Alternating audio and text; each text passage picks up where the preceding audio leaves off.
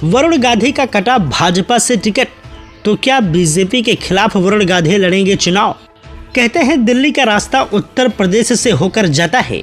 ऐसा इसलिए क्योंकि लोकसभा सीटों के लिहाज से यूपी में 80 लोकसभा सीटें हैं, जो कि किसी भी राज्य की तुलना में बहुत ज़्यादा है। इसी यूपी को फतह करने के लिए सभी राजनीतिक दल अपनी तैयारियों में जुटे हुए हैं। बीजेपी तीसरी बार केंद्र में मोदी सरकार बनाने के लिए यूपी में एक तरफा सीटें जीतने की रणनीति पर काम कर रही है।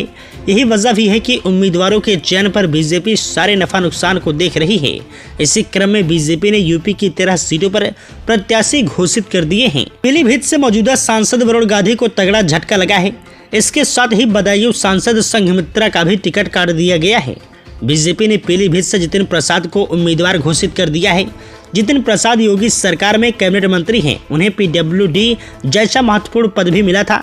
अब बीजेपी ने जितिन प्रसाद को पीलीभीत से टिकट देकर सबको चौंका दिया है। वहीं वरुण गांधी का टिकट कटने की चर्चाएं काफी लंबे समय से चल रही थी, क्योंकि जिस तरीके से वरुण गांधी किसान और नौजवानों के मुद्दे पर खुलकर बयानबाजी कर रहे थे, उससे कहीं न कहीं बीजेपी आलाकमान और प्रदेश की सरकार अपने आप को असहज महसूस कर रही थी, क्योंकि विपक्षी दल वरुण गांधी के उठाए सवालों पर बीजेपी सरकार को घेरने का काम कर रहे थे। इसी के साथ आपको बताते चले, बीजेपी सांसद वरुण गांधी को भी टिकट कटने की आशंका पहले से ही थी।